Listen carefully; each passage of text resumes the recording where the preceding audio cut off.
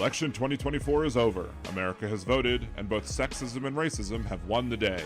On Liberal Dan Radio, we will hold everyone accountable, from the media that failed to report the threat that Trump poses to this nation, to the people who supported him. We will pick up the mantle to educate the people about his actions, from being dictator on day one, pardoning January 6th domestic terrorists, implementing Project 2025, and any other draconian measures he tries to pass. And now, the resistance begins.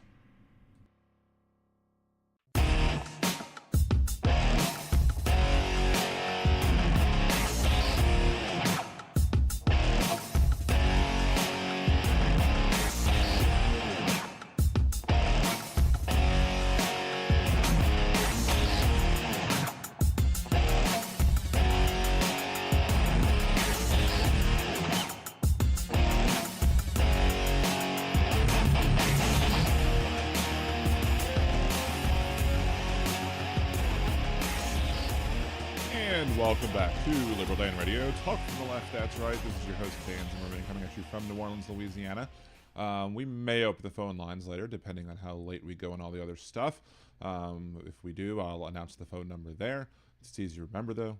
Or you can just leave your comments, questions, etc. on the show thread, either on liberaldanradio.com or on twitch.tv/liberaldanradio to support the show. Remember to like, share, comment on, and subscribe to the channel. Helping the algorithm is what will get more people to the channel, and we all know Al Gore needs more rhythm. You can also Venmo Liberal Dan, buy me a cider, go to liberaldan.com, click the buy me a cider button, or just go to buymeacoffee.com/liberaldanradio and you'll get to see your message right up there on screen. You could also subscribe, buy subscriptions with Twitch. If you have Amazon Prime, you can get Twitch for free. Also, you can become a Liberal Danimal on YouTube, little as $2 a month. And you can also gift those subscriptions by super chats, super stickers as well. Shouts out to everybody in the chat already.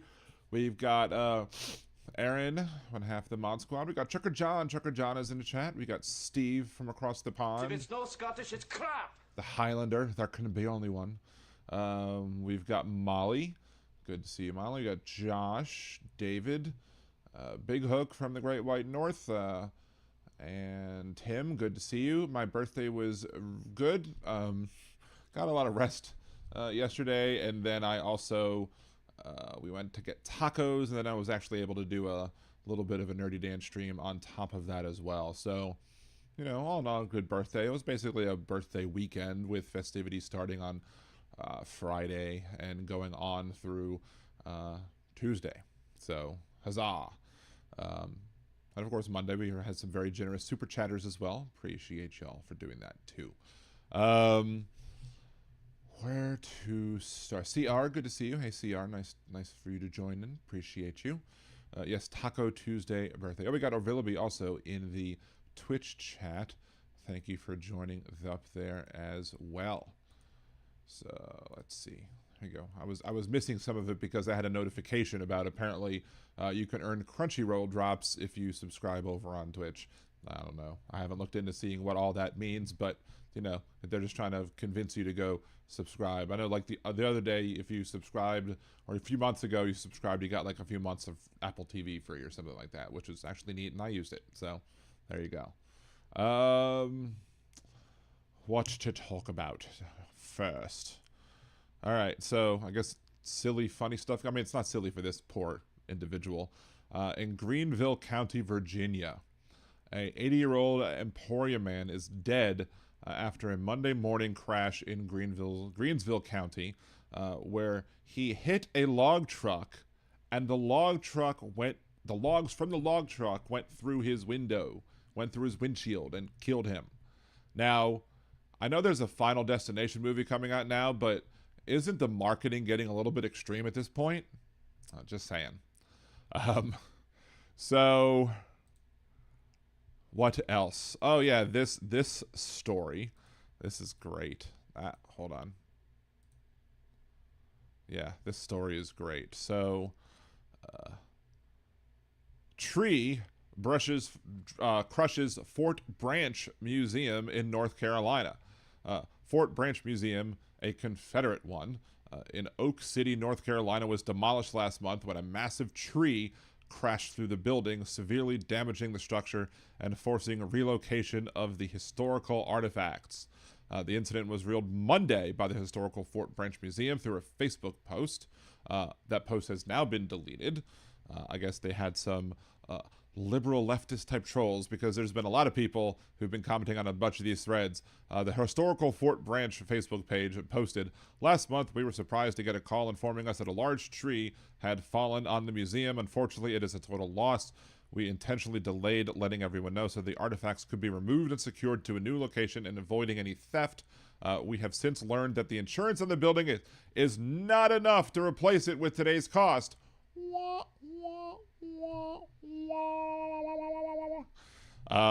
We are devastated. Conservative tears are delicious. We're looking at other possibilities, including a GoFundMe. They might have to do the Gift Send Go or whatever hell it's called. Please consider donating to help Fort Branch replace our museum. So this is what the museum looked like. I guess a before and after shot, even though they put the after on top. Usually you put the before on top, then the afterwards. But, you know, here's one of the shots of this museum, fitting that it looks like it was in a trailer. But I noticed it down here where you have the, I guess, the different flags of the Confederacy going on right here. They're missing the most important one. The one giant solid white one that they waved for when they surrendered to the North. And, you know, begrudgingly came back into the Union. So, I don't know. I think if you want to be a museum, you should at least be historically accurate, right? And the last flag that they had was the white one.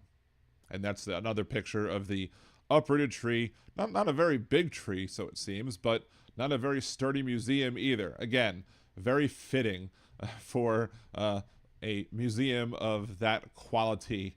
Whatever. Thanks, 250 kilo ohm. Appreciate you. Good to see you as well. Hey, Janelle, good to see you over there on YouTube. Roxanne as well. Sell chunks of the tree. Yeah. They should sell chunks of the tree and then use it to burn the rest of the Confederate crap out there. You know, make Sherman proud. So, what else to be talking about? There's this one. So, remember terrorist Barbie, a.k.a. Ashli Babbit? The Trump administration has agreed to pay nearly $5 million to settle the suit over Ashli Babbit shooting at the Capitol. Now, the Trump administration has agreed to pay just under $5 million to settle a wrongful death suit that Ashli Babbitt's family filed over her shooting by an officer at the U.S. Capitol riot. According to a person with knowledge of the settlement, the person insisted on anonymity to discuss with the Associated Press the terms of the settlement that have not yet been made public. Well, I guess they are now. The settlement would resolve the $30 million federal lawsuit that Babbitt's estate filed last year. On January 6, 2021, a Capitol police officer shot Babbitt as she tried to climb through the broken window of a barricaded and locked door. They didn't include locked there, leading to the Speaker's lobby.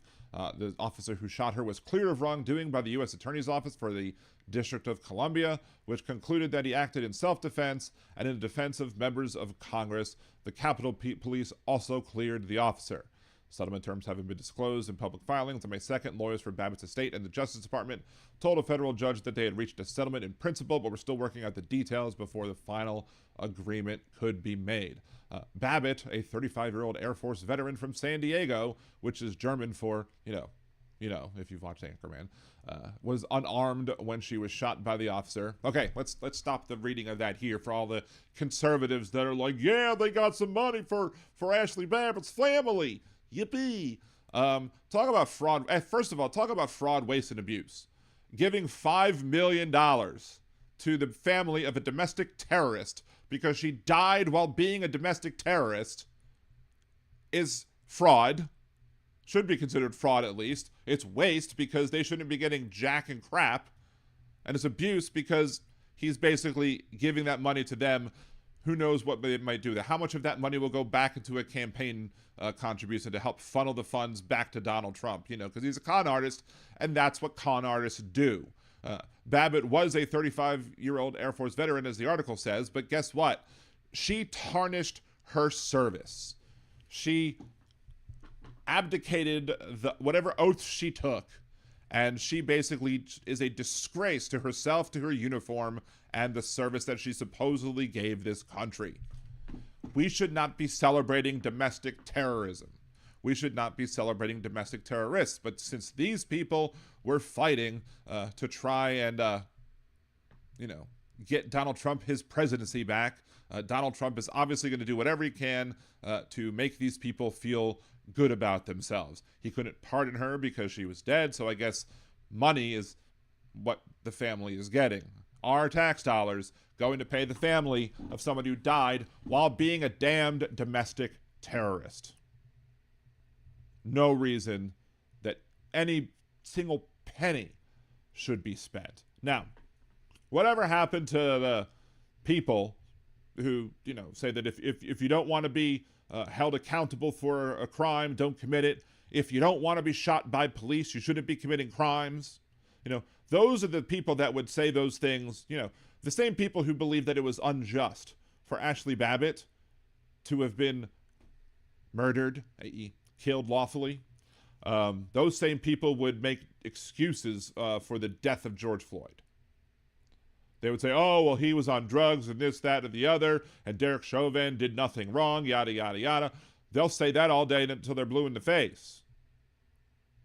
There's probably a reason. There's probably a similarity between, Derek Chauvin and a Ashli Babbit, and the difference between an Ashli Babbit and a George Floyd, to figure out why these people would not care less if a black person got killed by a law enforcement officer, but yet they scream to high heavens or hell or wherever that a black police officer shot a white criminal breaking through a broken window towards, elected officials. Now, what was this individual supposed to believe, the police officer that legally shot Ashli Babbit? She was somebody who was the first through the door in front of a large crowd of people who were chanting that they wanted to hang the vice president because they didn't like that he was not doing whatever old Donny Boy wanted him to do, because he actually followed the Constitution when it came to the actions of that day. The rest of them would wipe their butts and use the Constitution as toilet paper to do so.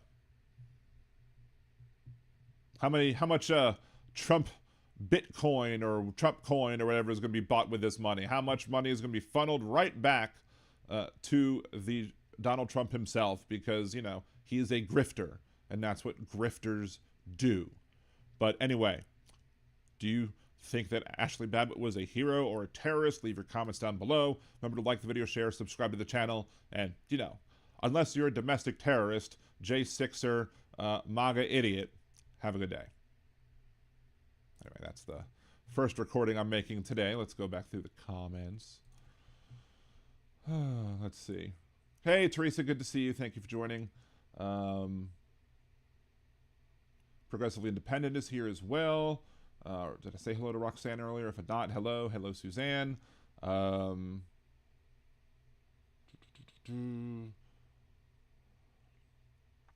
see what else. Did I miss anybody? Did I say hello to Jackie? I don't know if I said hello to Jackie, but if I didn't, hey, Leanna, good to see you as well. Anyway, so that's that. I saw the settlement, and I was like, Jesus, this is just absolutely absurd. That our tax dollars are going for this. We can't, pay like museum people money. We can't, fund AIDS-reducing efforts in Africa, but we can give the Ashli Babbit family $5 million frickin' dollars. It's absurd. There is a new dispensary down the street from Uranus. Is the dispensary called The Taint? Or something similar? If it is, I will laugh. Anyway. So, what was the other thing that I put? No, that one's not this one. And there's three other big things, I guess, or sort of big things I wanted to talk about today. First one, again, we'll do another recording of this.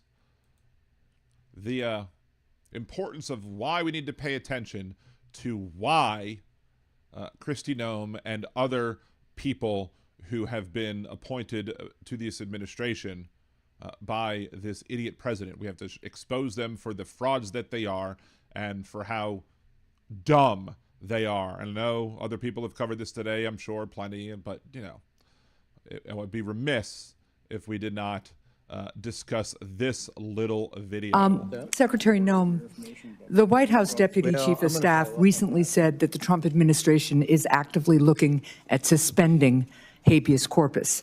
Just as a reminder, I think I'm probably the first person to predict that they were going to do exactly that once the Supreme Court ruled against them, saying that everybody is supposed to be able to get the ability to file a writ of habeas corpus to, say and argue whether or not they should actually be held in prison and or deported. So, again, that was 9-0. Remember that. Last week you were asked about this, and I want to clarify your position because it's obviously really important to get this right. So, Secretary Noem, what is habeas corpus? Well, habeas corpus is a constitutional right that the president has to be. No, presidents shouldn't have rights as their authority. Presidents should have power. People have rights. So as an individual, a president, as a citizen, would have rights like anybody else. But as a elected official, the ability for him to do anything would be a power. But she is also wrong about what habeas corpus is. Right that the president has to be able to remove people from this country and suspend their right to. Let me stop you, ma'am. Habeas right corpus, excuse me, that's incorrect. President habeas Lincoln corpus, used it. Yeah, President Lincoln eliminated the writ of habeas corpus during the insurrection of the Civil War, but that's not what that is. Excuse me. Habeas corpus is the legal principle that requires that the government provide a public reason for detaining and imprisoning people. If not for that protection, the government could simply arrest people, including American citizens, and hold them indefinitely for no reason. Habeas corpus is the foundational right that separates free societies like America from police states like North Korea. As a senator from the Live Free or Die state, this matters a lot to me and my constituents and to all Americans. So, Secretary Noem, do you support the core protection that habeas corpus provides, that the government must provide a public reason in order to detain and imprison someone? Yeah, I support habeas corpus. I also recognize that the President of the United States has the authority under the Constitution to decide if it should be suspended or not. It has never Let us be clear, though, it has never been done. It has never been done without approval of Congress. Even Abraham Lincoln got retroactive approval from Congress. So I have been asking executive branch nominees a simple question over the past few months. If the president orders them to break the law, I've been asking, will you follow the law or follow the order? I want to ask you a more specific question here. If the president tries to suspend habeas corpus and a federal court reverses the president's order, will you comply with the court order and uphold habeas corpus, or will you follow the president's directive? We are following all federal court orders and are. No, you're not. Stop lying. Oh, my God. I mean, how do you tell that a Trump administration employee or appointee is lying? Their lips are moving. But no, you shipped people out already before not even giving them their ability to file a writ of habeas corpus, and you're not trying to get them back.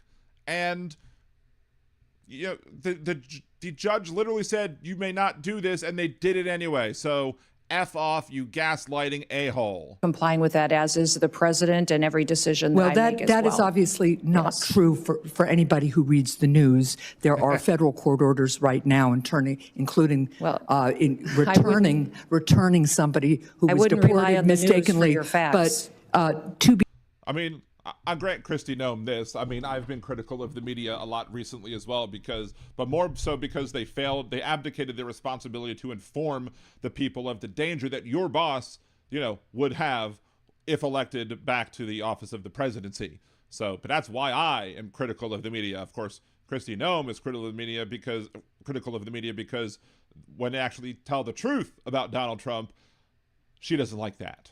Be clear, this is about a fundamental legal right that ensures that we live in a free society instead of a police state that would have a sham legal system like Russia or North Korea. So I'm glad that you have now committed to following court orders. I'm glad you believe in the basic freedom for Americans. If you believe that that's just a commitment by her to follow court orders, then I got a bridge in somewhere to sell you. I don't know. On Lake Pontchartrain Bridge. It's a long one. If ordered to do so by a court. And again, I want just to make clear that it is critically important that even if the president tries to suspend the right of people to know why they've been detained or imprisoned, if a federal court reverses that order, that you will follow that order. And I hope all members of the administration will, because it's obviously critical that some of the people, for instance, who've been deported by mistake, who didn't get due process, be returned in compliance with court orders. I yield back my time. Or I reclaim my time, I should say. I will reclaim my time to be able to, talk about other stuff with this horrible administration. So why is this important? Not just Garcia. Not just Garcia when it comes to individuals who were deported by mistake. I mean, it's willful actions, and those willful actions, didn't follow the law. So I really don't want to call it a mistake, even though they say that it was and admit that it was. It's willful ignorance. It's purposefully not following the rules that we are supposed to follow in this country, and then people getting caught up. It's malfeasance of office. It's not a mistake. They're using the wrong M word. But here's another reason why this is important. 50 plus Venezuelans, according to Cato Institute, imprisoned in El Salvador, came to U.S. legally and never violated immigration law. Shortly after, the U.S. government illegally and unconstitutionally transported about 240 Venezuelans to be imprisoned in El Salvador's horrific terrorism prison. On March 15th, CBS News published their names, and another investigation found that 75% of the men on that list had no criminal record either here or abroad. And what they're saying is less attention has been paid to this other fact that dozens of these men never violated immigration law either. Why the review is needed, the U.S. government not only denied these men due process, it also generally failed to provide their families, their attorneys, or the public any information about what it alleges these men did to deserve incarceration in El Salvador and deportation for that. In fact, it has never been published in a comprehensive list of individuals that it has sent to El Salvador, and it has refused to verify the CBS News list. Journalists have already discovered that the list obtained by CBS News was incomplete. Moreover, in most cases, the men never knew the evidence against them or that they were being removed to El Salvador. Finally, U.S. and Salvadorian governments won't allow the men to talk to anyone, so there's no way to interview them directly. Given the total lack of transparency by the federal government, we have compiled what the families of the men themselves are reporting about their entries and what likely triggered incarceration in El Salvador. No information regarding one in three of these men could be found online. Maybe no one in their families knows they are missing, or maybe they are too afraid to speak up. For the 48% of the 174 who we have some information, we have no information about their method of crossing into the United States. For many, only information is Facebook, Instagram posts about their mothers pleading for information about their sick children. About 100 relatives also signed a letter to the Salvadorian president, but it contains no specific information. The government calls them all illegal aliens, but of the 90 cases where the method of crossing is known, 50 report that they have come legally to the United States with advanced U.S. government position at a border crossing point.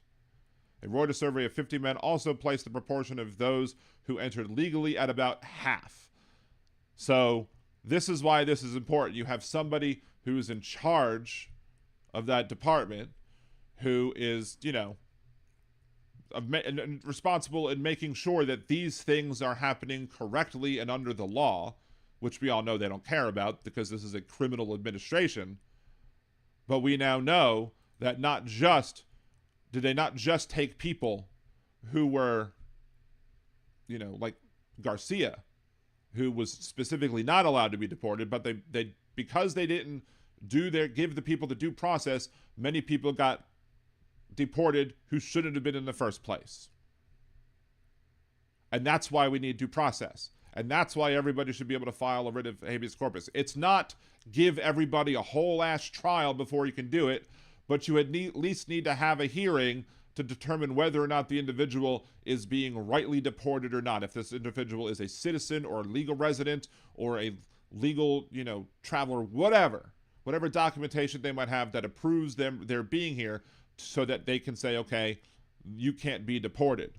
But of course, if the courts say that, then what? Is this administration going to follow through? I fully believe that this administration feels that it doesn't have to follow any court order, especially because J.D. Vance said that Justice Roberts is wrong, that the job of the Supreme Court, the judicial branch, is to be a check on the power of the presidency, of the executive branch. J.D. Vance doesn't think that.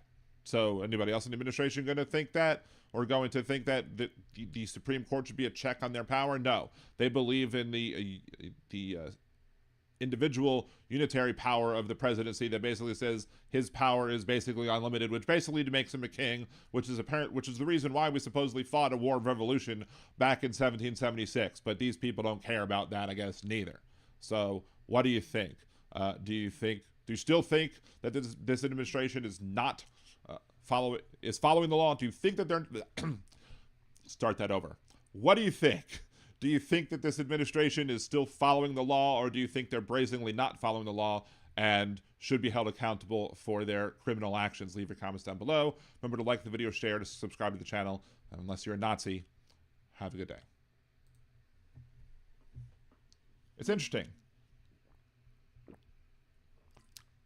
It's very interesting, like earlier today, because, I go by Liberal Dan Radio. I typically call myself more of a pragmatic progressive, or sometimes even I'll call myself a leftist. But I was commenting on some post using my Liberal Dan Radio Facebook page. I'm trying to interact with more people on that page, with that page, to maybe draw more people to the show. And somebody said the oppressors can't be successful without without oppressed minorities being complicit in what they're doing. And my response was, to me, I see more difference between those who are complicit with oppression and the oppressors themselves. And the person was like, wow, that's a shocking thing to say for somebody who calls themselves Liberal Dan. And I was like, go read my featured post on the page. I explain why I'm called Liberal Dan. I explain why, I don't worry about the labels as much as maybe you do, but I was expecting a full-on fight. But the person was like, fair enough. I'm like, okay, cool. So that happens.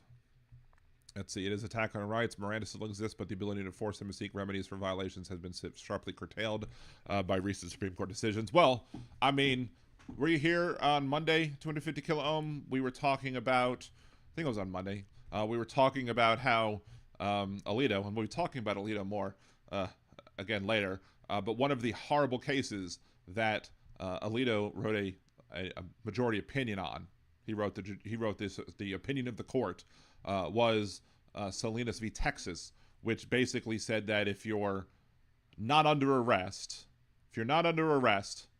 and they're questioning you, and you say that, and you don't say anything, they ask you a question and then you just clam up and you get silent.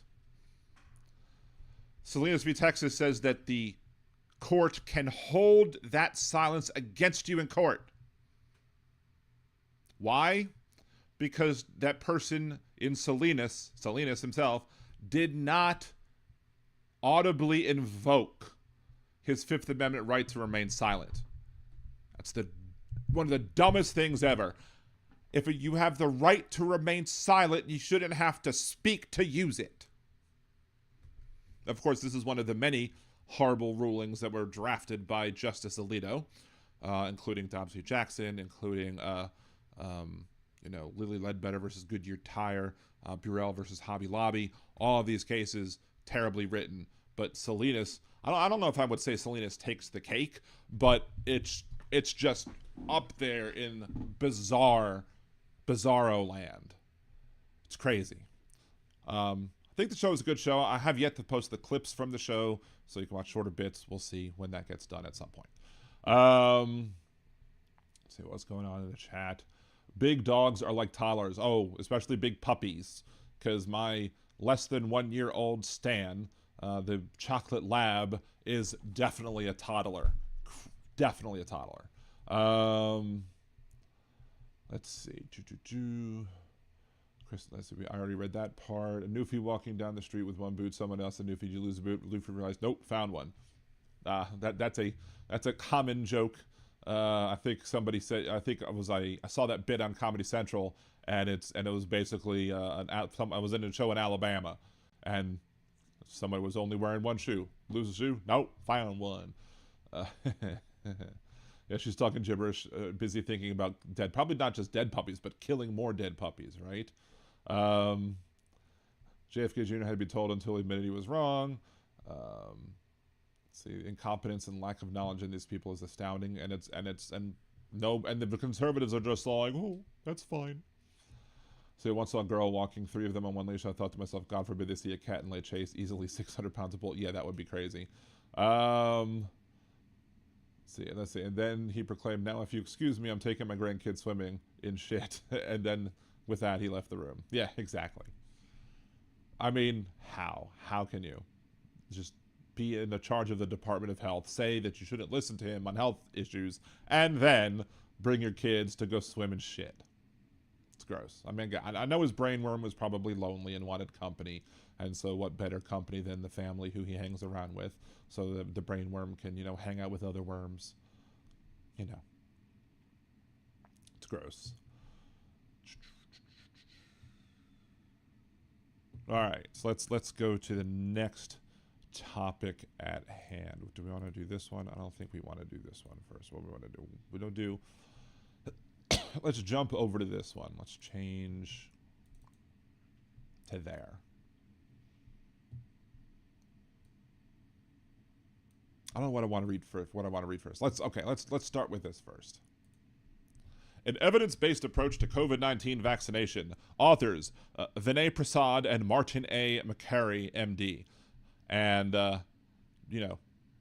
Prasad is one of the people in this administration who's behind this horrible thing that the FDA came out with. So here's in the New England Journal of Medicine. Over the past 5 years, the United States have moved towards an annual COVID-19 booster program. Each fall, COVID-19 booster shots are developed alongside seasonal influenza vaccines and are recommended for every American. As compared with vaccination policies in all European nations, U.S. policy has been the most aggressive, while all other high-income nations confined vaccine recommendations to older adults. I have no reason to believe you, by the way, or these high risk for COVID-19. The United States has adopted a one-size-fits-all regulatory framework. The U.S. policy has sometimes been justified by arguing that Americans are not sophisticated enough to understand age and risk-based recommendations. We reject this view. You had a ton of Americans who voted for Donald Trump as president. I affirm that view. Plenty of Americans are too dumb to know what the hell they're doing.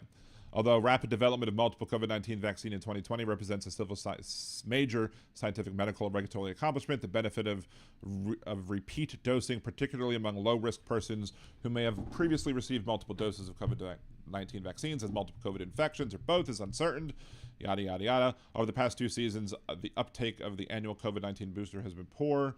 Blah, blah, blah. Moving forward, the FDA will adopt following COVID-19 vaccination regulatory framework on the basis of immunogenicity or whatever, proof that a vaccine can generate the antibody titers in people. The FDA anticipates that it will be able to make favorable benefit risk findings for adults over the age of 65 and for all persons above the age of 6 months with one or more risk factors that put them in high risk for severe COVID-19 outcomes, as described by the CDC. For all healthy persons, those with no risk factors for severe COVID-19 between the ages of 6 and 64, the FDA anticipates the need for randomized controlled trial data evaluating clinical outcomes before biologics license applications can be granted. Insofar as possible, in approving a COVID-19 vaccine for higher risk groups, the FDA will encourage manufacturers to conduct randomized controlled trials. So basically, they're going to make the big pharmaceuticals. I mean, I'm not a big fan of big pharma. Don't get me wrong on that. But they're basically saying that they're now going to have to make more trials done to test the efficacy and safety of these vaccines that have already been proven to be efficacious and safe. This is going to cause more people to die. Because what about the people who are immunocompromised, who can't take a vaccine, and who rely on the herd immunity of others? What they should do, if they really wanted a science-based approach, what they should do is do a trial on the people who have been vaccinated and who have had maybe multiple COVID-19 infections or what have you, and check to see if they are still protected from those vaccines. You know, we take the flu shot every year, and they adjust the flu shot based on the strains of the flu that seem to be prevalent in the areas. Why would we not do the same for COVID? Of course, I fully expect them to do the same thing for the flu vaccine as well, because RFK Jr. is a shithead who doesn't quite understand, how health works. And he admits so, because he says he's not somebody that we should be listening to when it comes to health advice for anything. But who is this man? Who is this person, Vinay Prasad? And why should we listen to him, or why do you think I have a problem with trusting anything that he has to say? So he has a YouTube channel, and here is just one video I picked solely on the title. RFK cuts HHS, NIH cuts grants. Are they available? Peter Marks and more. So let's see what this individual has Welcome to back say. to the channel. The media Welcome back to the channel. I mean, it does have a voice for radio, so there you go for that. has been getting a number of the health and science news stories around the Trump administration all wrong. And of course, it's natural that they would do that. Of course the media is getting them all wrong, because, why are they? They rely on experts who didn't vote for Trump, don't like Trump, and will do anything for Trump to fail. They want Trump to fail. Here's the thing. It's a very bold assertion that he's making here, that the third part of that. They may very well have never voted for Trump because, if they actually believe in science and facts and logic and reason, they would look at Donald Trump and be like, this person has no business being president whatsoever.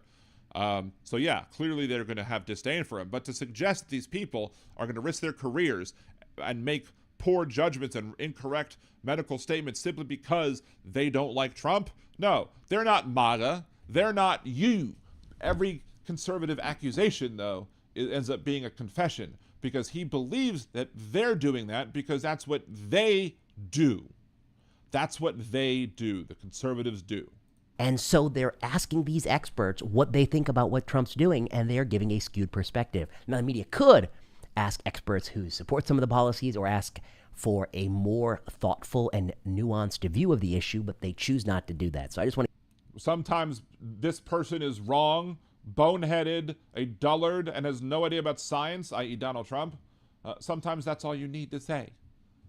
But sure, maybe he wants things worded something else because words hurt. I want to give you a couple examples of where that's happening. Number one, layoffs. Now, first of all, my heart goes... This isn't a health issue. I mean, you could make it into a health issue, but, this is the media talking about the layoffs incorrectly. How are they doing that? Goes out to anyone who lost their job. We all know that's a situation nobody wants to be in. We don't like it when it happens in our family. We don't like it to happen to a friend of ours. But the reality is, in America, people get laid off from time to time. Yes, they do. But a lot of times people who get laid off can, mostly anticipate that happening. Or, there'll be a good reason for it to be done. The people that have been laid off under this administration are like air traffic controllers. We've seen problems in air traffic control. People who are responsible for watching over our nuclear arsenal, they got laid off. Lots of other people got laid off who either they needed to scramble to go rehire again, or are filling services, or were filling services where the impact might not be hit yet, but it's still going to cause a lack of services being provided by the government that's supposed to be providing said services. If you work at Google or Facebook or any of these big companies, there are often 5 or 10% cuts in staffing. Now, are all the people laid off bad people? No, naturally some of those people are good people too. Nobody was suggesting that they were being laid off for being bad people. Why are you bringing that up? But it's done so that the organization can be leaner, so it can function better, and no... Leaner doesn't necessarily mean function better. I mean, you as a doctor should know that if you get too lean, that's called anorexia. And you're not going to function at all if you are too anorexic and get too skinny, because you're not taking in enough nutrients to, because that may be something you might be able to understand. Same thing is true for any business or any organization working as a business or even any governmental organization whatsoever, any department of government. If you make it too lean, you're going to end up failing your mission. But I mean, that's probably a feature, not a bug, to the MAGA-type conservatives. Let's continue. Nobody calls that a bloodbath. Nobody says a generation of Facebook is over. They often look back on it and say that was a smart structural move to improve the margins of the company. I don't know how many people that I've never heard anybody talking about the layoffs that were done at private companies and be like, oh, that was a smart thing that they did, laying off those people, blah, blah, blah. I mean, mostly, usually we'll be like, it's greed that's doing it or something, or, when Musk did it at Twitter, we were like, oh, the product's going to go downhill because you're not going to have as many, people supporting the software, so it'll go and basically turn into a giant cesspool of scum and villainy, and that's what happened because he allowed it to happen. But, But when it comes to government, that's not the rhetoric people use. Because government's different than a private business. Despite the fact that conservatives say that government should be run like a business, no, it shouldn't. Look at how Donald Trump ran his businesses into the ground to gain personal wealth, to understand why government shouldn't always be run like a business. Like, for example, when Louisiana had the Department of Health run by Bobby Jindal, who later became governor of Louisiana, he turned a deficit, a $200 million deficit, to a $20 million surplus. Why didn't he spend that money? Businesses want to get profits. It's not the job of the Louisiana Department of Health to, have profits.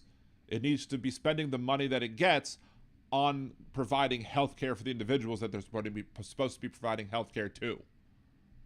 Let's continue. Every sort of layoff is a bloodbath. A generation of scientists are lost. This is empty rhetoric. It's no such thing. On the screen, So says the person who is the brown noser of the orange, I should say orange noser because of Donald Trump's hue of this president. I mean, if you're going to sit here brown nosing the president and gaslighting the rest of us, sure, you're going to disagree with everything in the media that is said about your hero. I'm going to show you a figure. For over 17 years, I thought that I had a problem with this, but I actually didn't. It wasn't this that caused that I had to ask around to get. This is what no media story has in it. This is from a Cato Institute publication, and this is the number of people who work at HHS over time. And what you can see is it went up from, in 1996, 55,000 to over 80,000 in Biden. Now, what does this mean? It means that all of the What is it? I'm waiting for this one. The articles talking about a 10% cut to HHS should acknowledge the fact that we're really returning to Obama-level staffing. We're not even going back to Bush. Going back to Obama-level staffing, but what's the evidence that we can afford to go back to Obama-level staffing? We're not done with COVID. COVID is still a thing. At least one person in our chat caught it recently. COVID is a thing. And there are other health effects and other issues in government altogether where, reducing staffing levels below what we need is going to be harmful and prevent those people to do what they need to do. Right? I mean, I'm sure if we looked at a graph of, people who are in the military and compare it, certain times and certain years, there are certain times where we need more people in the military, because we were at war. And then there are other times where we needed fewer people in the military because we were not at war. But there are also other things that the people in the military could do. So you have to determine based on the existing what things are now, what they're like now, to determine what your staffing needs are now. You can't just say, well, Obama had this low level, so why can't we do it here? Show me why we can go back to Obama levels and I'll agree. But they have not yet to do so. That's because DOJ doesn't, in their efficiency, they've decided to just not tell us any information. So, is it really so catastrophic? I find it hard to believe. And everyone who's ever worked in government or interacted with government knows it is full of bureaucratic processes that don't make any sense. And a lot of times private businesses are full of, waste that takes place in form of profit where, this is funds that potentially could go to higher employee pay, but go instead to the big wigs there. So, and sometimes bureaucracies are good. Like if there was more bureaucracy in, the deportation process, and they actually had people doing, checks to make sure whether or not their actions are good and legal or not, or they're deporting the right people, You know, maybe if you had more people working on those things, you'd get it right. But instead, he just has everybody focusing on deporting and nobody focusing on making sure they get it right, because they don't care if they get it right as it pertains to people who are not white. And it very likely can undergo a haircut and still function, perhaps even function better, because some people are making a haircut. Blind cuts are not. Elon Musk even bragged himself by waving a chainsaw around on stage that he was admitting that these were cuts that were done blindly. They were not done in a measured approach. They did not look at the hair and give a haircut and make sure that the hair was cut evenly and properly. They just basically took a weed whacker to the hair and be like, oh, well, who cares if I cut your scalp? Who cares if I got rid of half your hair? Who cares if the haircut looks nice or not? We gave you a haircut, so good, right? No. Let's continue. Making work for other people to do to justify their own existence. The next topic.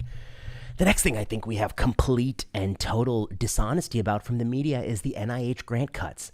I see there are even profiles of individuals who say my grant was cut. I actually, side note, I saw somebody who lost a grant for a book that they were writing through the National Endowments for Humanities or something. I looked up the title of the book. The title of the book is The Racialization of Print.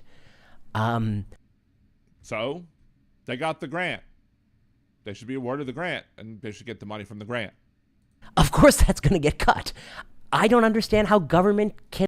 Well, of course it's going to get cut, but you probably, because this is the Trump administration, and of course the Trump administration is going to want to nix anything or 86 anything that pertains to, you know, anything about race, because they don't want people educated or informed about how race has, you know, effects all over our economy, all over our nation, society, etc.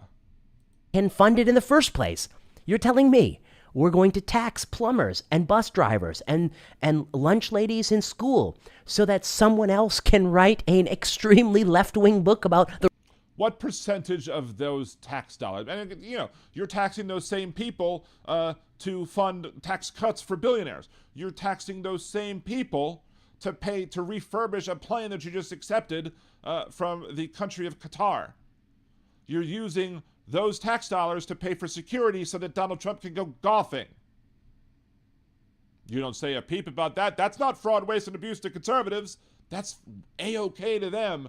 But God forbid somebody get a little bit of money to write a book to explain how, you know, media and race come together, which to me, when I hear the title of the book, it sounds to me looking at race through the lens of the media and doing an investigation on that. It's probably something that most conservatives should need to read. I mean, it's not as a coloring book, so they probably won't be able to comprehend anything. You know, if it's not mostly pictures, they're probably doomed.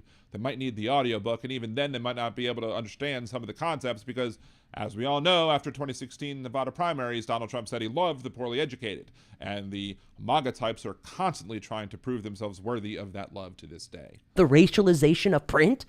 And not only is it a left-wing book, obviously from the title and the content, but it's a book that no one's going to even want to read. I mean, I might read it. I guess we'll never know now.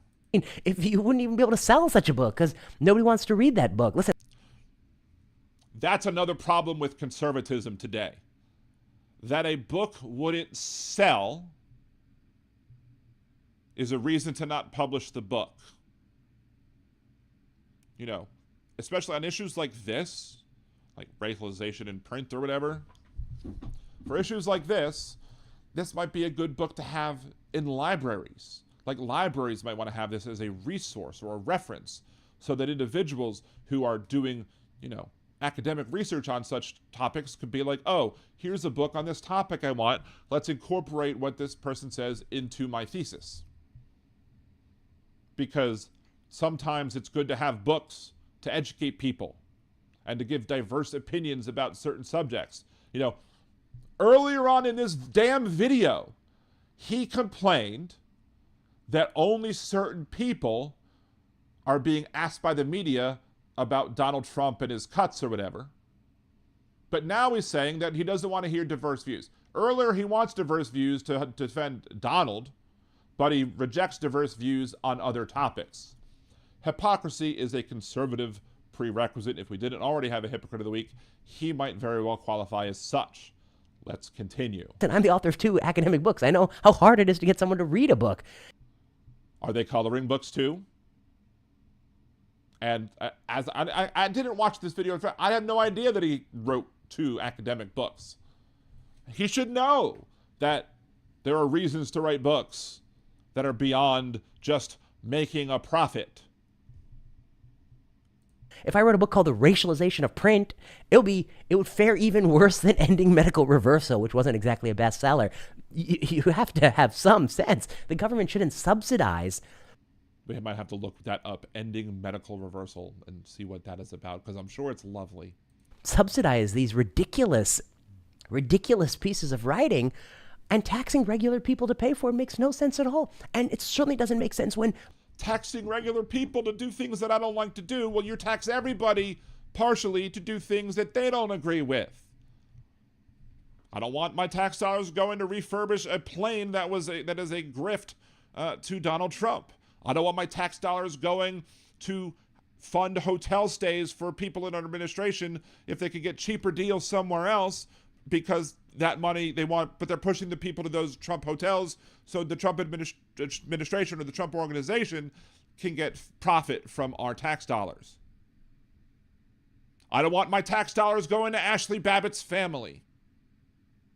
Sometimes we don't have a say about how our tax dollars are spent. Let's continue. More Americans overwhelmingly don't like these kinds of DEI concepts. DEI concepts. I want him to define DEI and then explain which part of diversity, equity, or inclusion he is against and why. Let's see, Leanna, did we pay for that plane for him? We didn't pay for I'm sure there was some quid pro quo there, but we are going to have to pay to refurbish the plane to give it to the standards that we would want to have an Air Force One plane to have. I couldn't care less if Trump's Air Force One didn't have everything that it needed. If he wants to fly in it day one, go right ahead, have fun.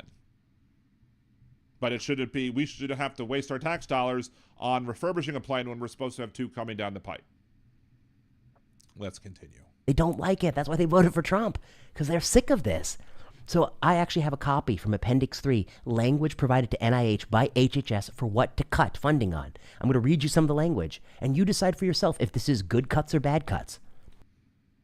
Again, that's the overly simplistic kindergarten view of how to judge things. Does it mention a word? Then get rid of it. We've lost several examples of the picture of the Enola Gay had to be taken down because it had the word gay in it, despite the fact it had nothing to do with homosexuality, and it was part of our history that should be maintained in the historical records of our nation. Let's hear these words that he is so offended by, I guess. Topic 1, China. It says, quote, bolstering Chinese universities does not enhance the American people's quality of life or improve Americans' position in the world. On the contrary, funding research in China contravenes national security interests and hinders foreign policy objectives. Of course that's true. What, are we supposed to subsidize China too? Aren't they the rival? Aren't they our potential rival? Well, he kisses his ass every time he can, despite talking badly about China as a whole. He loves talking about President Xi and how wonderful he is. So, on the global stage. And had we not funded China research in the first place, we might not have had the pandemic, because we're funding those ridiculous outsourced experiments on coronavirus. Ball. Great ideas can come. Let's just not hear the commercial. DEI. Quote, research programs based primarily on artificial and non-scientific categories, including amorphous equity objectives, are antithetical to scientific inquiry, do nothing to expand our knowledge of living systems, provide low return on investment, and do not enhance health, lengthen life, or reduce illness, or so-called DEI. Studies are often used to support unlawful discrimination since race and other protected characteristics. Since race is one of the protected characteristics which harms the health of Americans, therefore it is the policy of NIH to not prioritize such research programs. Okay, you said all that stuff. And they said all the things about why DEI is not a thing that they want to fund. But do they prove their argument that they make? Or are you just accepting the argument that they're making as correct without any underlying proof. I mean, you're supposed to be a doctor, you're supposed to understand the scientific method, yet you're just going to believe what the administration tells you when it comes to why these things shouldn't be funded, when you already know that they're biased against these things because they don't like them. Again, hypocrisy, because earlier on he didn't like the fact that people who dislike this president are giving information as to why the president is wrong. Well, why aren't you calling for other people from the other side to be able to talk, to be able to say why DEI funding is important, why DEI funding is necessary, the positive benefits that you have by diversity, equity, and inclusion? But you don't have that here. You're just blindly following the naysayers of DEI without listening to anybody on the other side. So again, you're a frickin' hypocrite. Why would I believe you on anything else? That seems reasonable to me, too. We had a study Of course it seems reasonable to you because you're a Donald Trump bootlicker orange noser. Few years ago about how if a black doctor takes care of a black neonate, the death rate is half that a white doctor taking care of a black neonate. When I read that study, I found it preposterous. There's nothing in medicine that has an effect size of 50%. So there's some coding error. When I looked at it more, I saw that attribution between baby and doctor was really crappy. When it was reanalyzed, they found that the effect vanished when you adjusted for birth weight, but it probably has still even other errors. They found that the effect changed when you adjusted for birth weight. But I'm not a doctor. I didn't stay at a Holiday Inn Express last night either. But if you have black babies with black physicians doing better than with a white physician, and you're then saying that weight factors offset it. So you're saying there are issues pertaining to the weight of the children that helped offset those things. But here's the kicker. You're not willing to look at the fact that maybe there is a racial component to why, or there is there or not a racial component as to why you have these weight discrepancies amongst the black children who are receiving the care. And maybe that is having to do with their race, or because their race, they're disproportionately more likely to have poor diets because they're disproportionately likely to have to, have less money to spend on food, so that you have to get processed and other manufactured stuff that it has lots of, nitrites and other things that are, not necessarily the best, when you would obviously prefer people to have organically grown fresh vegetables and fruits and other stuff like that, and not processed meat and stuff like that.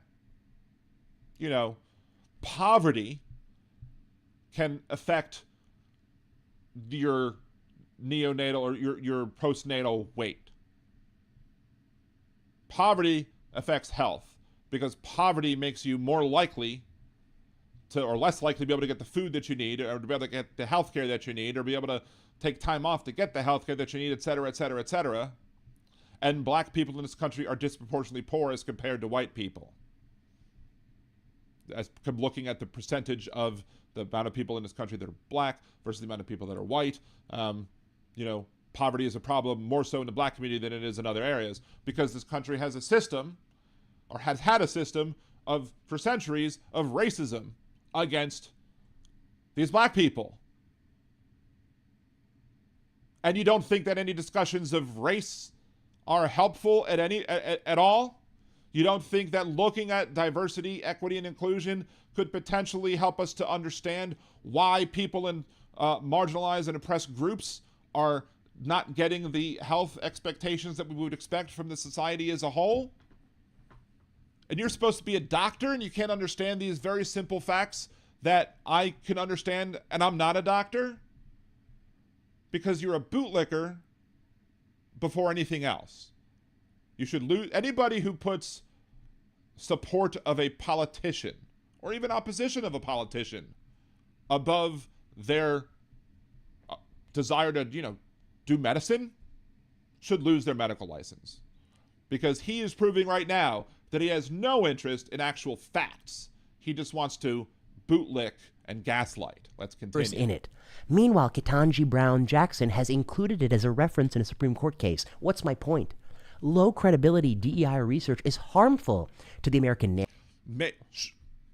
Low quality might be harmful, because if it's low quality, it's not giving the information. But maybe we need more high quality DEI education so you and other people like you can understand why we need to understand these things. Narrative of who we are. It's harmful to the truth. It makes people think that if they have a white doctor, the baby is twice as likely to die. That's just not true. That's not what it's saying. But yes, there are circumstances where black doctors are more likely to listen to maybe black women, especially black women doctors. When I was driving Uber one time, I had a conversation with this wonderfully gifted person who was both going for become a medical doctor and wanted a degree in public health so that she could advocate and implement programs that will enable the inner city folks to be able to get people who look like them and who understand where they come from to maybe have a better understanding of what's coming from these people and why they might be more prone to being unhealthy because of their poverty, because of all the other issues.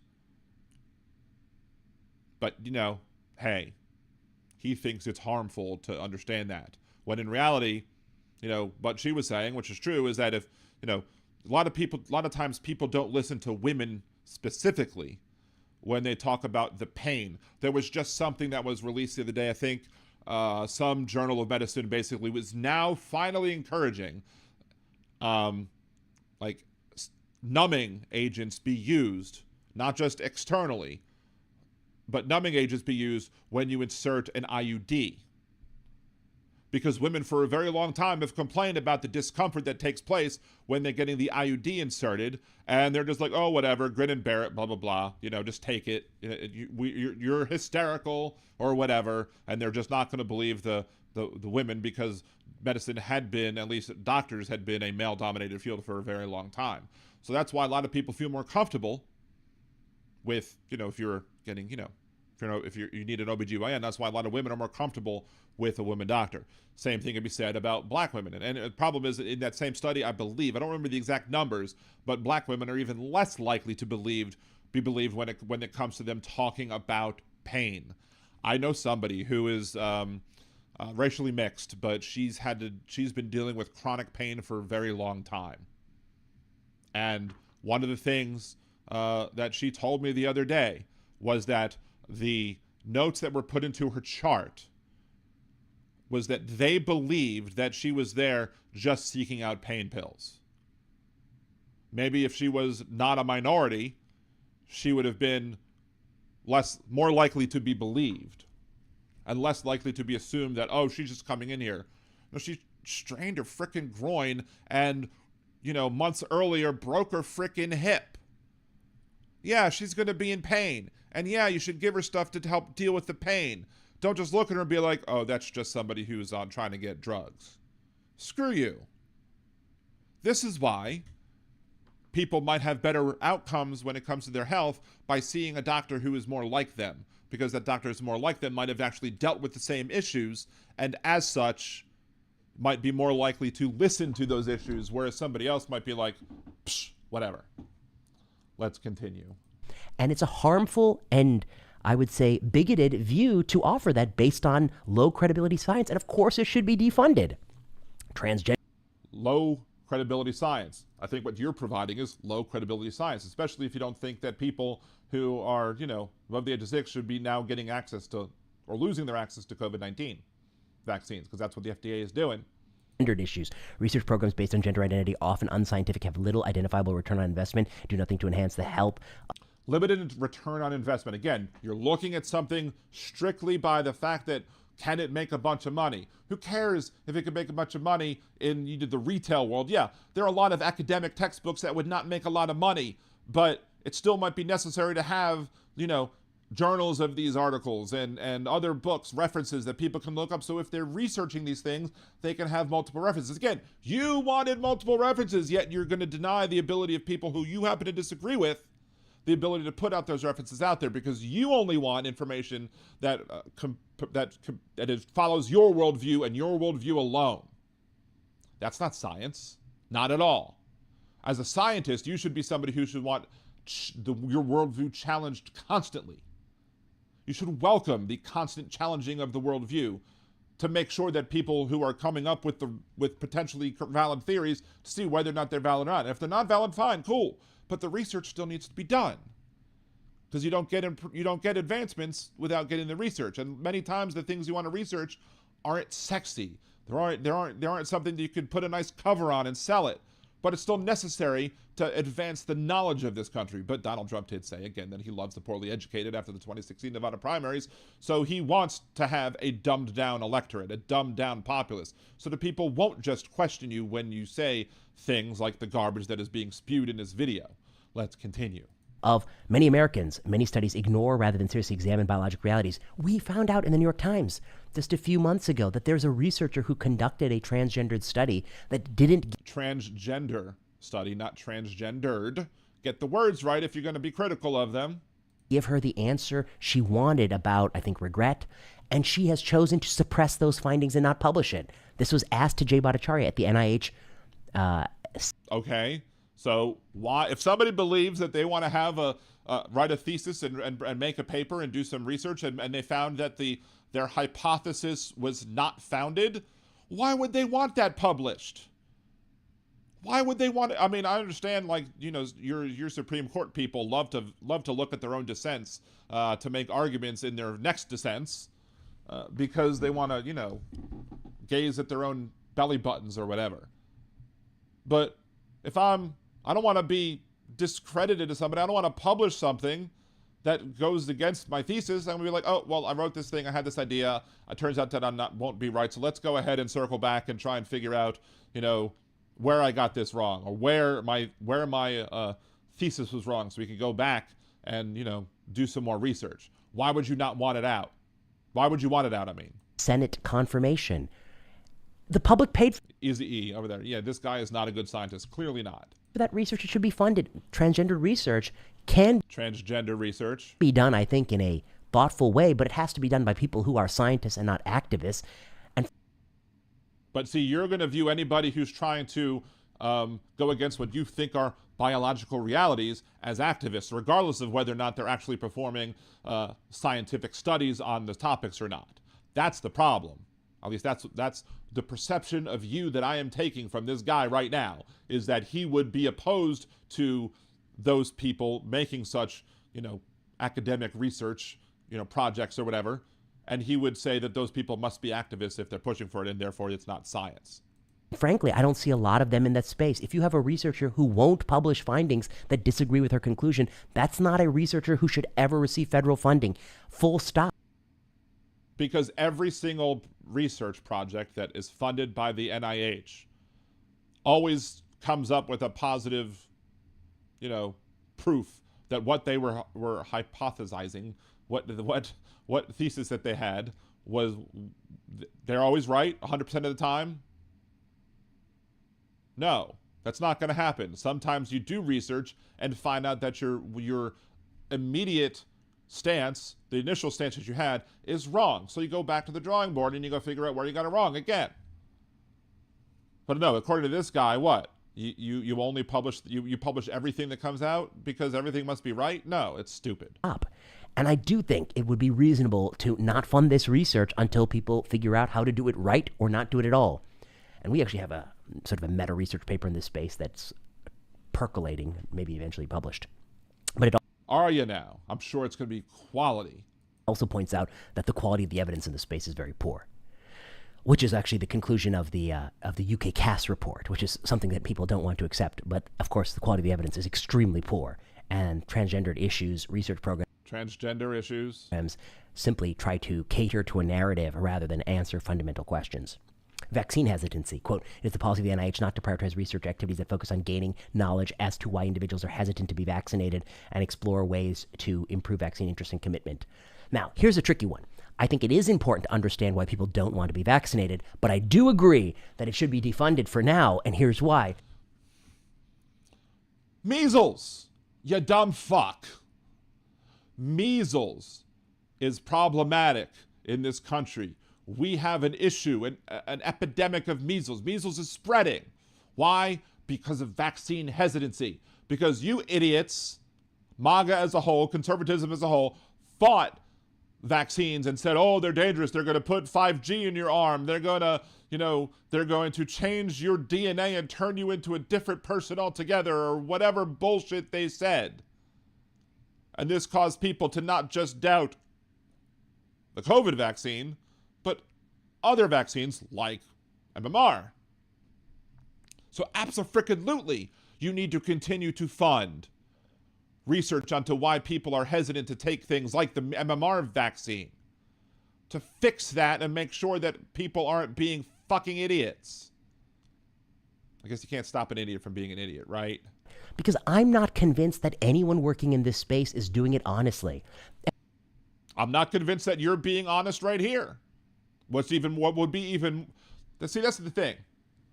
Either this person knows what he's saying is bullshit, but is being dishonest when it comes to what he's saying because he's pushing his own agenda, or Trump's agenda, or MAGA's agenda, or Project 2025's agenda, which lots of combinations between the two, right?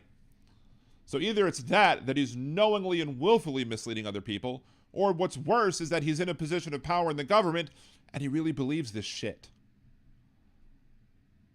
Everyone wants to say, oh, the reason people are hesitant to be vaccinated is RFK Jr. and Joe Rogan and all those folks on the right. Yeah. They're helping to perpetuate that bullshit. So we're going to point out that they're perpetuating the bullshit. What about the fact that Peter Marks approved a booster for a 6-month-old baby year after year after year without any randomized data? Wait a second. The CDC said if your baby just had COVID, your 8-year-old had COVID, they still need a COVID shot? Really? Really? And they mandated it for me at work, but I got COVID at work because I'm working in the healthcare and I didn't want to get the shot. Now they fired me. Those are anti-vaccine actions. What? So what? Let's listen to that last part again, because it was nonsensical to me. COVID, your 8-year-old had COVID, they still need a COVID shot? Really? Really? And they mandated it for me at work, but I got COVID at work because I'm working in the healthcare and I didn't want to get the shot. Now they fired me. Those are anti-vaccine actions. Well, yeah, it's not anti-vaccine actions, it's anti-idiot actions, because you don't want people working in the healthcare field who reject basic healthcare principles. And if you're unwilling to take the jab, as they call it, if you're unwilling to take the jab because you're scared, because maybe we need to figure out why that person was scared, why that person was made to believe that it was more dangerous for them to take the vaccine than it was for them to get vaccinated. But information has shown that after the vaccine was pushed out, that the highest rate of deaths were in the unvaccinated areas and not the vaccinated ones. Because the places where people were dying more during the beginning parts of the pandemic, because, Jared Kushner et al., had no problem with black people dying. He viewed that as a feature, not a bug. But once black neighborhoods got access to the COVID vaccine, death rates in the black neighborhoods went down, and where the death rates kept high were the non-vaccinated neighborhoods. Get this guy. Those poisonous, debilitating actions are anti-vaccine actions. These researchers are not including them in the panoply of things that may be causing hesitancy. So as such, if you're... So somebody is hesitant to take a vaccine and was fired because they didn't take the vaccine, and that makes them less likely to get the vaccine, even though they did get COVID. Make that make sense. I don't think he'll be able to, but there's no way that makes sense in any sort of logical way. But they just like to throw shit at the wall and see if it sticks. You're not willing to have an open mind about what might be the root or ketchup of hesitancy, and also to acknowledge that sometimes hesitancy is a good thing, because I'm not... Sometimes, hesitancy to take MMR is a good thing. No. Sometimes, being cautious, yes, is a good thing. You should ask questions if you want, if you have concerns. But there's a certain point where you have to listen to the plurality of health experts that say that quacks like these are idiots. My opinion. Getting any more boosters for COVID ever, and that's a good hesitancy. It's protecting me from the stupidity of public health experts. Stupidity of public health experts. Again, every conservative accusation ends up being a confession. And regulators, sometimes hesitancy be good. So all these things have to be factored into a proper research program, and until they do so, they have no ability to do Let's look at the unscientific things and include them in a scientific program. Do so right now. Why do so many people find it hard to break out of financial? Ugh. COVID, the end of the pandemic, caused us to terminate COVID-related grants. Yeah, it should be terminated. I saw somebody saying that I'm working on a new antiviral for COVID and my grant was terminated. And they were like, why shouldn't you be able to continue to work on antiviral? Maybe someone might be able to come up with an even better one. But no, we don't want that. What? Let's continue. Like, oh, that's so boo-hoo-hoo, my grant. What about the next plague? Well, if you want to study antivirals for a future plague, let's do that. But that's not your grant. Oh, no, let's not do that, because y'all say that we shouldn't be looking at future plague and future pandemic issues. Because you apparently believe that they were studying COVID-19. They created it in a lab or whatever to study the virus or whatever. They believe that. But now he says it's okay to go do research on future things. The Trump administration nixed the Obama administration's pandemic response team or whatever that was created to help us be able to react to pandemics more. Of course, conservative idiots will take that, pandemic response team that Obama made and say, see, it was planned. They planned to give us the pandemic, if you will. Buddy, your grant's not to study a pan-coronavirus antiviral. It's not to study an antiviral for influenza. It's to develop an antiviral for this COVID-19, which is now a common cold respiratory virus. I don't think it's now just yet a common cold respiratory virus there, you wacko. Forever circulate. So I think this should be defunded. And I think it should say... And that's about... This person thinks that COVID, again, is just the cold. What the liars were saying back during 2020. That it's just a cold. And he's responsible for helping to make these decisions. Under RFK Jr., the vaccine denier. The vaccine hesitancy king, if you will. That's why I say in the image for this video that more people are going to die because of policies from this administration and these people in this administration. It looks like you just took an edible. Send a message. We overfunded COVID-19 science. A lot of it came way too late, and now we're defunding it. So again, the media narrative. I think a lot of their defunding is overreactions as well. Like they think that something is terrible, and then they just chop everything and they throw the baby out with the bathwater. Are there things that we should stop paying for as a government? Sure. I'm sure there are plenty of things. Like, tanks and planes for the military when the military doesn't want those tanks and planes, but they're being purchased by the government to pay back the military-industrial complex campaign contributors. Those are things that we should stop producing. But that doesn't mean that all cuts are good and many cuts are bad. Most of these NIH grants need to be cut. Anytime you quote anyone who's... Most of these grants need to be cut. Most grants overall, I find that highly unlikely. Says my grant is cut. What about my career? Pull the grant. Read the grant. Every time I'm reading it, I'm like, this is a bad grant. Should never have been funded in the first. Because this guy thinks it's a bad grant is not a reason why it's a bad grant. Again, he needs to establish why it is a bad grant, not just because he says so or because his compadres over at FDA or NIH or whatever say so. First place. And what am I to think when you get a Democrat in office and they bold of you to think that you actually think. Fund anything with a diversity and an equity in it, and then you get a Republican in office and they cut the funding. Why is the Republican the bad guy? The Democrat was just funding the sort of the stuff that supports their base, and now the Republican is just unfunded. It's the nature of politics. At least he's honest about that. At least he is honest about the fact that, the people who are not benefiting from DEI are in the base, which is just him admitting that his party is for a bunch of white people, even though white women do benefit from DEI, and I think they're quickly finding out why they're screwing up by supporting these anti-DEI initiatives when women all of a sudden get cut and they're like, oh, I didn't mean for my job to get cut. Well, too bad. F around, find out. If we're going to have science be funded by political fad cycles, which I disagree with, I think it should be neutral, which means you would... No, you don't. You don't believe it should be neutral. If you believed it would be neutral, you should say, if we do DEI research, we should do DEI research that includes, both sides of the spectrum or whatever. If you believe that that's the case, then you would not say we need to cut these funds. You would say we need to maybe change and make sure that all sides are looked at. I'm not saying that's my opinion about it, but you would at least be wanting to say that we should be including the other viewpoints. You wouldn't want to just throw the baby out with the bathwater again, but that's what they do, even though they claim to be pro-life. Never funded the diversity work in the first place, and you would never need to cancel it in the second place. Science should be...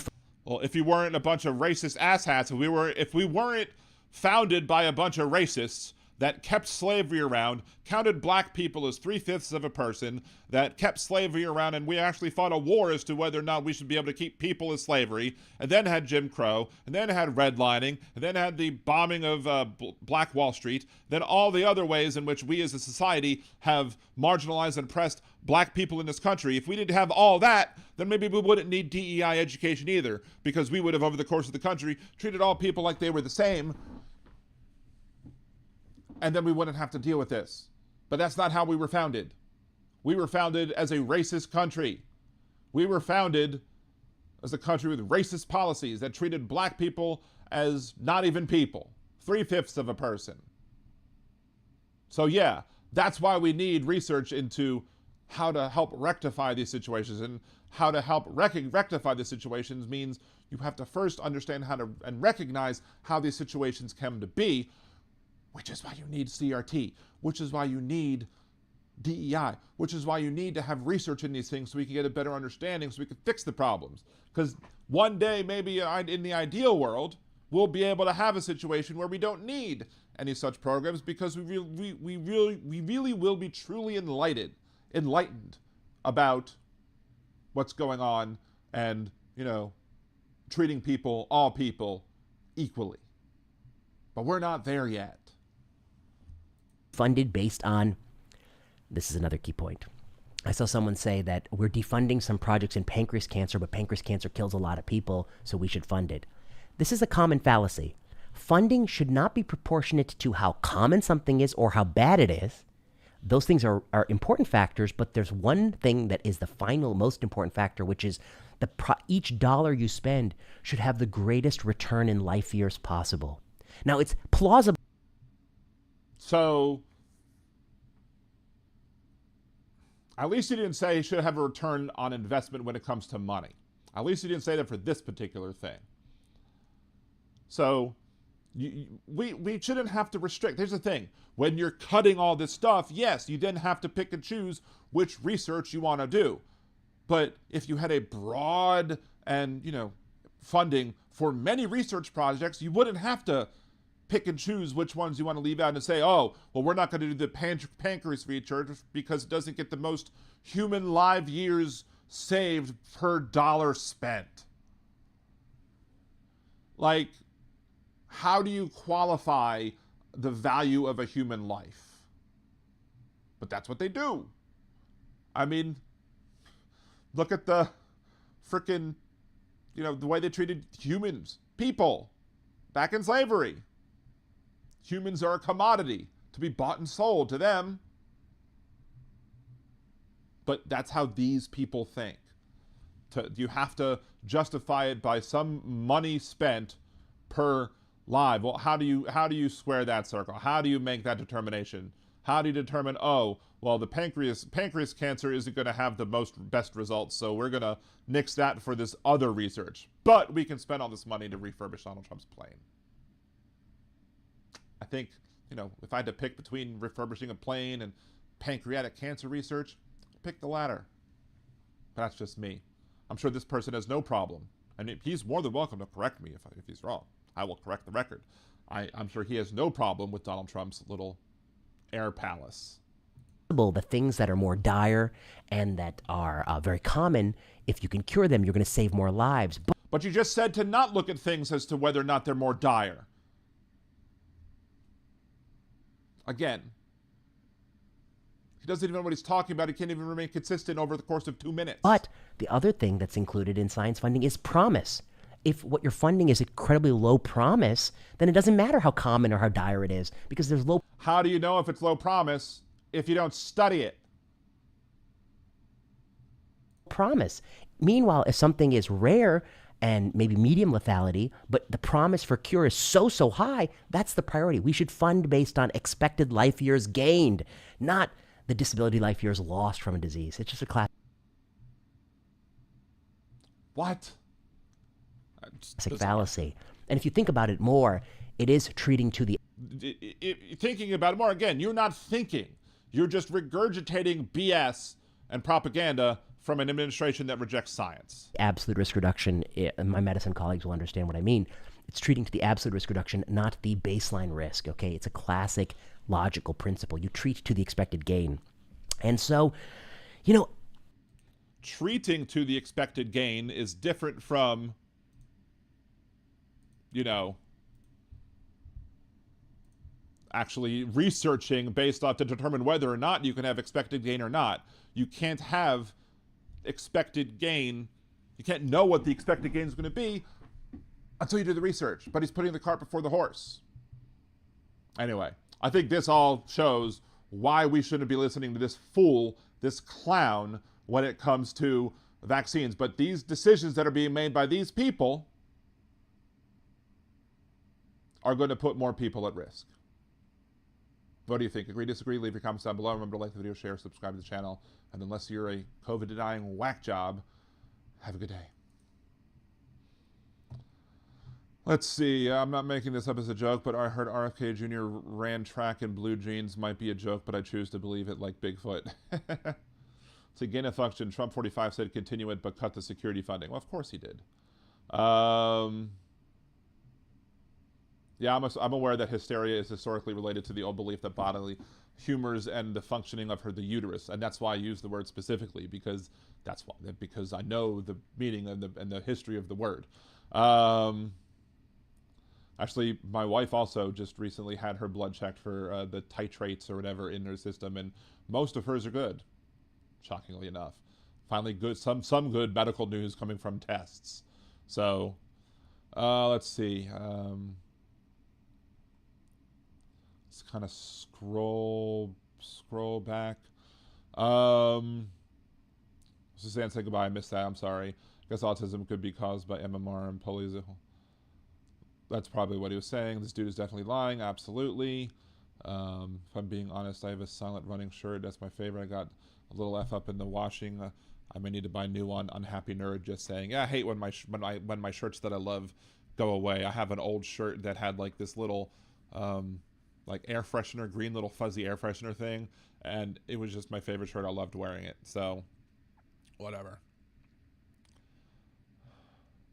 This is Kumar's brain after he and Harold did way too much weed. That just pisses me off. Easy E. It pisses me off that I didn't think of it first. Is he going to White Castle next? I find it weird the vaccine from Trump's buddies were the worst vaccines, J&J, while the ones from the company that he hated the most, Pfizer, had the best success rates. Of course.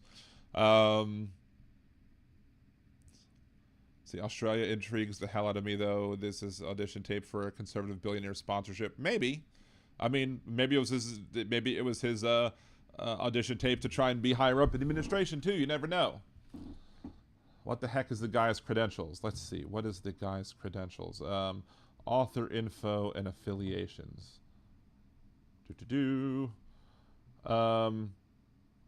Affiliations. Center for Biologics Evaluation and Research, Food and Drug Administration, Rockville, Maryland. They're both from both people who wrote this thing are from Rockville, Maryland, and are doctors over there, apparently. So apparently it's not that difficult to become a doctor anymore. My mother will be sad that I didn't become a doctor. Typical Jewish mother thing, right?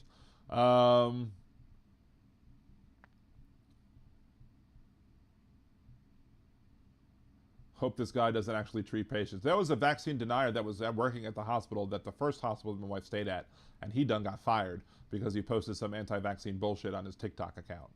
So, tell you right now, not ever want this guy researching anything about hospital. Well, neither would I. But you know, hey, we have Donald Trump, and Donald Trump brings the best and the brightest, right? Oh, I forgot to talk about the No Tips Act. Let's bring this thing back to the main show image first. All right. So in a weird, happenstance of what happened, a Democrat proposed the no taxes on tips legislation that Donald Trump wanted, thinking that it wouldn't pass. And Ted Cruz was like, sure, let's do it. And it passed with unanimous consent. Now, I've always thought that this whole thing was silly. I thought they were trying to do it to prove a point, and did that proving a point backfire? I don't know. Less taxes on people in the service industry who are taxed or whatever. Now, here's one of the things that's important to say about this whole thing is that if you look at the definition of what a tip is, or what a cash tip is, cash tips include tips received from customers, charge tips, for example, credit cards and debit cards distributed to the employee by the employee's employer, and tips received from other employees during a tip-sharing arrangement. So if you see anybody out there saying that it's only covering cash tips and therefore it's only tips you receive as cash, and not counting, not giving a tax credit for the ones received by credit card, that would be an incorrect statement. And I wanted to make sure to have that straight before discussing this thing, because the way the law is worded in such a way, it is basically it sounds like it would only do the tips received in cash, but tips received in cash versus cash tips by the definition of the IRS are two different things.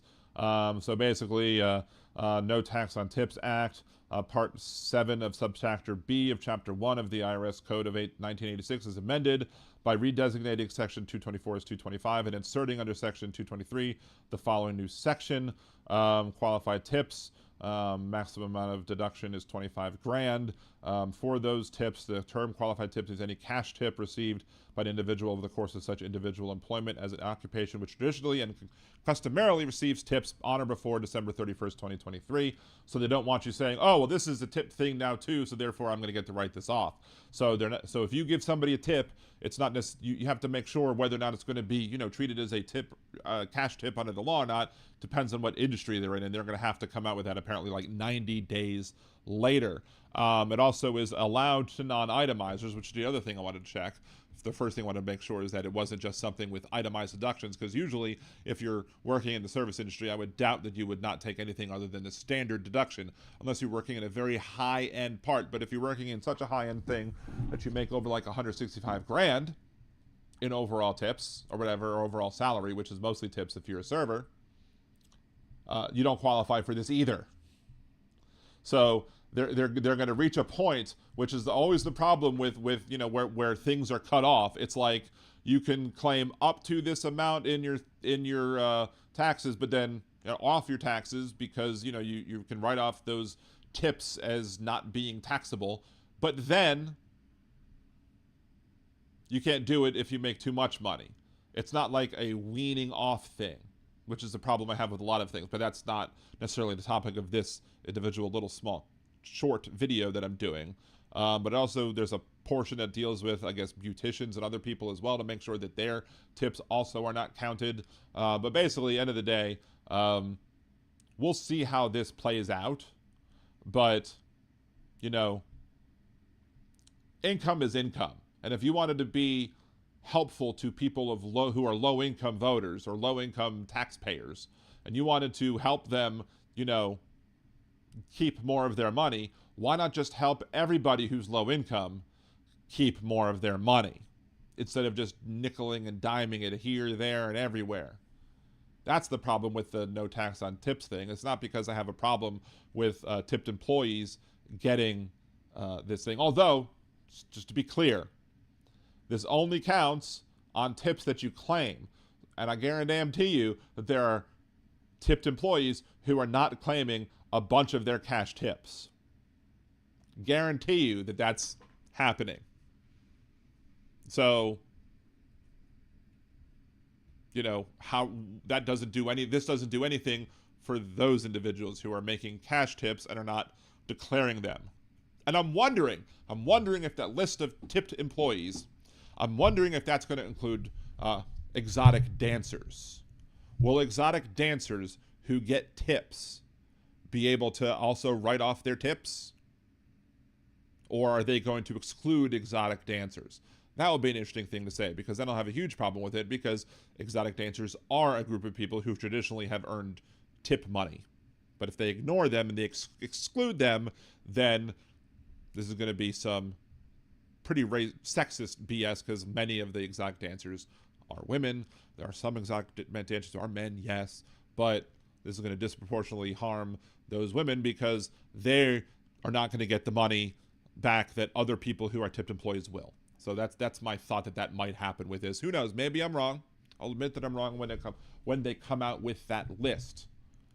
So anyway, do you agree with this? Do you think that we should just only be focusing on giving tax breaks to people who are tipped employees? Or do you think we should just have a better tax policy that doesn't punish poor people for being poor? Leave your comments down below. Remember to like the video, share, subscribe to the channel, and of course, have a good day. See, will it tip off the IRS to tip earners that don't report their tips? I don't know.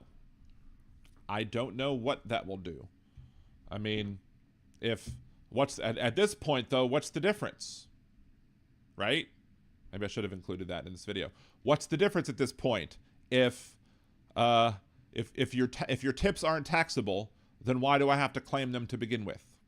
Why go through all this rigmarole when I could just be like, well, these tips aren't taxable, so I'm just going to pocket them and not claim them? Right? So it's all sorts of stupidity. It's the faux populism of Donald Trump, because I refuse to say that Donald Trump is a populist. He is not a populist. He is a corporatist. He's in the billionaire class, supposedly. He's not somebody who cares about the people. He'll run as a populist, and I call him a faux populist because he wants to fool people into thinking that he supports them. He doesn't. See, there are entertainers, not service industry workers, right? Let's see. Let's just read the things.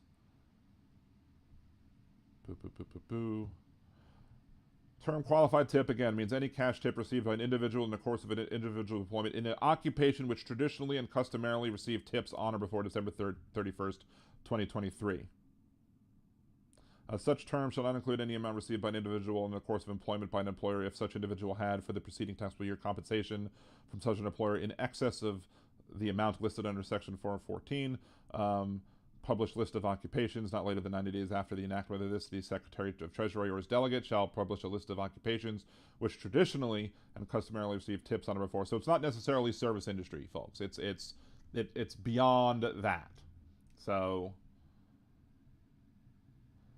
they're making the list retroactive to 2 years ago. They're not making the taxes retroactive, as I understand it, to 2 years ago.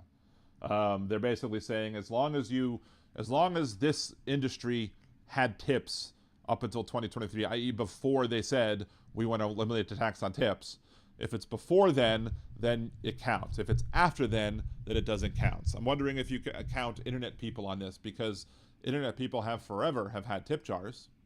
So shouldn't tips that you give me via Venmo also count as not being taxable? What if you just say that they're gifts? They're gifts, right? That's what all the conservatives who hate taxation likes to say, that this is not a tip, this is a gift. So therefore it's not taxable because you can't tax this gift. Of course, gift versus grift, gets mixed up a bunch. Let's see. Let's delete that, delete that. Delete that. Do I have a rosy pose? I have a cat joining me. Last thing I want to talk about for this show.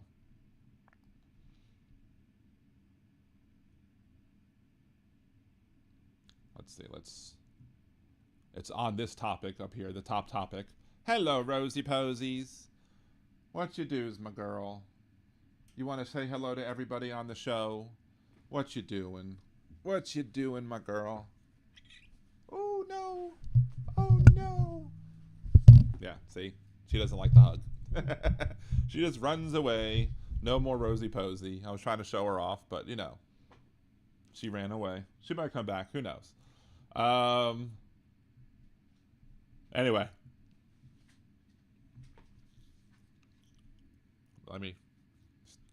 Sometimes her hair just... I'm not allergic, but the hair sometimes gives me an itch. So, anyway. Royce Duplessis, a Democrat in Louisiana, has proposed legislation for this regular session. And that legislation, I'm not going to read the whole thing. I am going to read a little bit of it just to kind of show what it is that this legislation is doing. So, what is the legislation doing? This legislation. Present law provides relative to post-conviction relief. Present law provides that the petitioner is in custody after a sentence for conviction of a offense, that relief will be granted only on the following grounds. Conviction was in violation of the Constitution, court exceeded jurisdiction, blah, blah, blah, blah, blah. A proposed law retains present law and makes a conviction obtained by a non-unanimous jury verdict ground for post-conviction relief. So, why is this needed? Ramos versus Louisiana is a Supreme Court ruling that basically overturned the convictions of people who were convicted on a 10-2 basis. So some states like Louisiana had 10-2, you could lock somebody up. Supreme Court said, no, you can't, because your right to a jury trial requires all 12 jurors to say that you're guilty. So anybody who has a 10-2 conviction should at least have their trial reheard. But they're not doing that except in Orleans Parish. They're not doing that in the rest of the state. So Royce Duplessis, and shockingly it made it out of committee because there were a handful of Republicans who supported this bill and got it out of committee. And I was listening to a different conservative talk show in the afternoon or in the midday time period who was complaining, and his guest was complaining about this bill that would release people who had a 10-2 conviction. Well, if the Supreme Court has already said that 10-2 convictions violate the Constitution, then why haven't we retried these people or let them go? Because we don't like to follow the rules, right? But there's a reason why I'm bringing this particular thing up. Because in this legislation that is trying to deal with the fact that we had a Supreme Court verdict, Ramos versus Louisiana, in Ramos versus Louisiana, you had a dissent. That dissent was written by your and my least favorite Supreme Court Justice, Samuel Alito.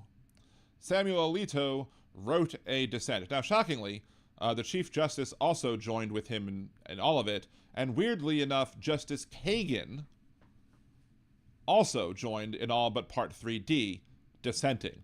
I don't know what problem Kagan had here. I'm not going to delve into that part. Stop clocks are right twice a day. I wonder about, clocks being wrong every once in a while, too. Sometimes you have to reset the clock, right? So let's look at what he said. Justice Alito, along with Chief Justice, joins with Justice Kagan, blah, blah, blah. The doctrine of stare decisis gets rough treatment in today's decision. Lowering the bar for overruling our precedents, a badly fractured majority casts aside an important and long-established decision with little regard for the enormous reliance the decision has engendered. If the majority's approach is not a way to dispose of this one case, the decision marks an important turn. He talks about Apodaca v. Oregon and why we should be following stare decisis. In Part 3, he just explains why stare decisis supports retention of the precedent. And then we scan down to the next example of Let's see. No, it cannot. The idea that Apodaca was a phantom president defies belief, and it certainly deserves important objectives that stare decisis exists to promote, including even-handedness, predictability, and protection of legitimate reliance. For all these reasons, Apodaca clearly was a precedent, and if the court wishes to be done with it, it must explain why overruling Apodaca is consistent with the doctrine of stare decisis. Stare decisis has been a fundamental part of our jurisprudence since the founding, and it is an important doctrine. You fucking hypocrite. Where was all that thinking with Dobbs v. Jackson? Where was all that thinking with the importance of stare decisis? Now, he does say, as all jurists up there will say, that there are cases where stare decisis should be ignored, and there are clear examples of that. You know, Brown versus Board of Education. That was a example of ignoring previous precedent, getting rid of separate but equal. So there's that. That being said, for somebody who is just standing on how important stare decisis is, it's so important to have stare decisis. You have to uphold judicial precedent because you have to keep in regards, what are the three words he said again? Even-handedness, predictability, and the protection of legitimate reliance. Where did that come into place with Dobbs v. Jackson and the overturning of not only Roe versus Wade, but Casey versus Planned Parenthood? Huh? Hypocrisy is a conservative prerequisite. And one of the reasons that Justice Alito is one of the crappiest justices of all times includes the fact that he is an extreme hypocrite who will give lip service to stare decisis when he doesn't agree with the opinion, but he doesn't give a rat's ass about stare decisis anywhere else. Meanwhile, we have conservatives in Louisiana who are fighting the fact that we should be letting these people who got 10-2 decisions either have their trials reheard or let them go. And they're not doing it, causing a need to have this legislation be put forward. This legislation should not have to even be necessary. We should be either retrying the people or letting them go if they were only convicted with a 10-2. Most of the times when you have a hung jury and you don't have a thing and you don't retry the case, you have a mistrial and the person never goes to prison. Or at least gets to leave prison after being locked up there for however long the trial took. These people should not be in prison. They should be either moved to a jail for a rehearing of their case, or they should be let go. If the prosecution didn't do a good enough job to get a unanimous jury verdict, and the Supreme Court tells you that you need a unanimous jury verdict to actually, convict someone of a felony, guess what? Follow the Supreme Court precedent. But we're not doing it here. I'm sure we're not doing it in other places as well. So what do you think? Do you believe that these people with 10-2 convictions should be stuck in prison, despite the fact that the Supreme Court says that those convictions are not constitutional under the requirements of jury trials in our Constitution? Or, do you think that we should actually be following the Supreme Court precedent and letting these people go, or giving them a rehearing of their cases to attempt to try and get the 12-vote majority that you would need to have to lock someone up under today's system? Leave your comments down below. Remember to like the video, share, subscribe to the channel. Of course, unless you're a Nazi, have a good day. Anyways, there's that.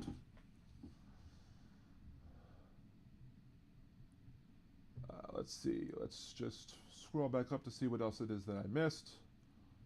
See, even though minimum wage needs to come up $12 an hour in every state, I would say 15 at least. But the problem is, to get to 15, you have to start at 22, and that's one of the problems with the negotiators on the side of the Democrats is they shoot for where they are willing to end up, not where they want to start to get to where they want to end up.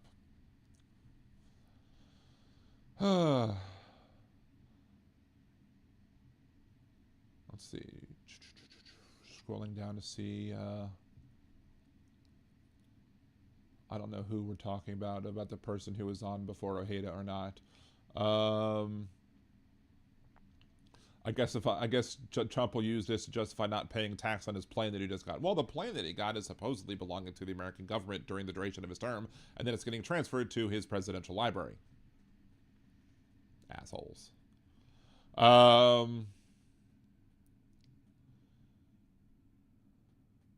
Anyway, so that's it. Justice Alito is a hypocrite. I do have some work to do on some other of these videos of the ones I created today and the ones I created on Monday. So I probably won't go to the phones today. I probably will just call it quits. And again, if you're watching on Twitch, it is a hard out. Maybe we'll go ahead and play this week's Hypocrite of the Week again.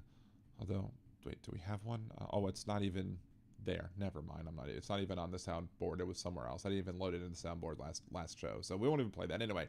So if you're watching on Twitch, thank you so much for joining, for listening and everything, supporting the show. Remember, if you haven't subscribed over the YouTube channel as well, make sure to do that. Make sure to help the algorithms over there, because I have more of my videos over there, especially the shorter form ones are over there. Help the algorithm, because Al Gore needs more rhythm. Again, thank you so much. Later to the people on Twitch. Other than that, we will be having the regular show end over on YouTube. So again, if there's anything big that happens over the course of the upcoming week, we'll probably still do it. I'll probably still have a show on Memorial Day. No reason why not. I'm off that day, but I also have to wake up early in the morning to bring my wife to physical therapy. So no sleep for Dan, which is fine. I'm happy to take care of my wife. But anyway, thank you all so much for the support. Appreciate each and every one of you. Again, remember to like, share, comment, give lots of algorithms. Give Al Gore much more rhythm than he already has. See you next week. Peace.